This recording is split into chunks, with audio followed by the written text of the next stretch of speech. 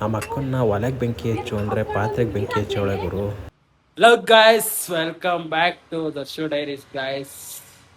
ಇವತ್ತು ಬೆಳಗ್ಗೆನೆ ಎದ್ದು ಚಲ್ಪಾಡಕ್ಕೆ ಬಂದಿದ್ದೀವಿ.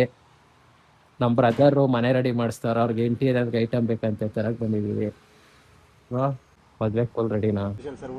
ನಿಮ್ಗೆ ಯಾಕೆ ಬೇಕದು? ಚಿಕ್ಕ ಮುಚ್ಕೊಂಡು ಹೋಗಲ್ಲ. ಒಳ್ಳೆ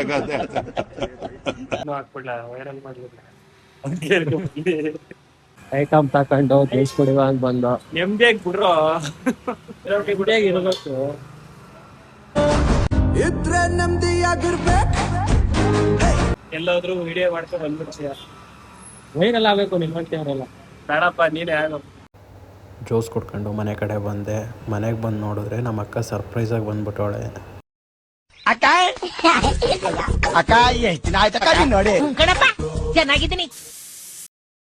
ನಮ್ಮ ಅಕ್ಕನ್ನ ಒಲೆಗೆ ಬೆಂಕಿ ಎಸು ಅಂದರೆ ಪಾತ್ರೆಗೆ ಬೆಂಕಿ ಎಸವಳೆ.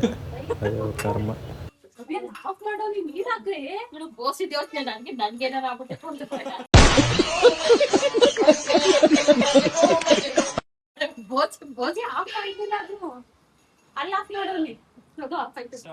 A few moments later.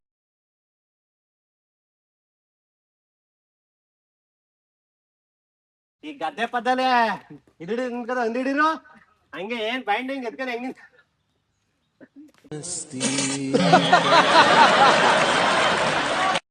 ಹಂಗೆ ಏನ್ ಬೈಂಡಿಂಗ್ ಎತ್ಕೊಂಡು ಹೆಂಗ್ ನಿಂತ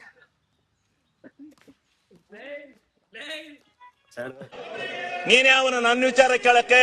ನಿನ್ಗೆ ಮಾನ ಮರ್ಯಾದೆ ಐತಾ? ಮಾನ ಮರ್ಯಾದೆ ಇದೆಯಾ ನಿಂಗೆ? ಆಗ್ಲೇ ಹೇಳಿದೀನಿ ನಾನು. ಗಾಯ್ಸ್, ಇವಾಗ ನಾಷ್ಟ ಮಾಡ್ಕೊ ಬಂದೆ.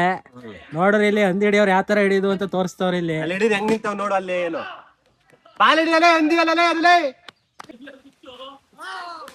ಓ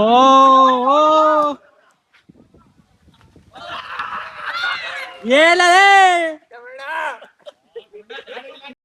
ಕ್ರಿಕೆಟ್ ಆಡೋದು ನೋಡ್ಕೊಂಡು ಮನೆ ಕಡೆ ಬಂದೆ. ಅಷ್ಟರಲ್ಲಿ ನಮ್ಮ ಅಕ್ಕ ಮಂಡ್ಯಕ್ಕೆ ಹೋಗ್ಬಿಟ್ಟು ಬರುವ ಅಂದ್ಬಿಟ್ಟು ಕರ್ಕೊಂಡು ಹೋದ್ಲು. Hi friends. ಮನದ ಹೂವನದಿ ನೆನಪೇ ಹೂವಾಯ್ತು.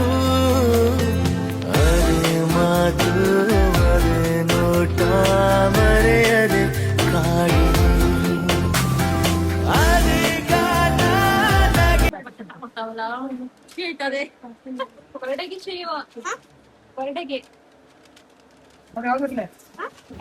ನಮ್ಮ ಅಕ್ಕನ ಮತ್ತೊಂದು ಬಟ್ಟೆ ತಗೊಂಡು ಜ್ಯೂಸ್ ಕುಟ್ಕೊಂಡು ಮನೆ ಕಡೆ ಹೊರಟ್ವಿ. ಇವತ್ತಿನ ವಿಡಿಯೋ ಇಷ್ಟೇ. ಮುಂದಿನ ವಿಡಿಯೋದಲ್ಲಿ ಸಿಗ್ತೀನಿ. ಎಲ್ರಿಗೂ ಬಾಯ್.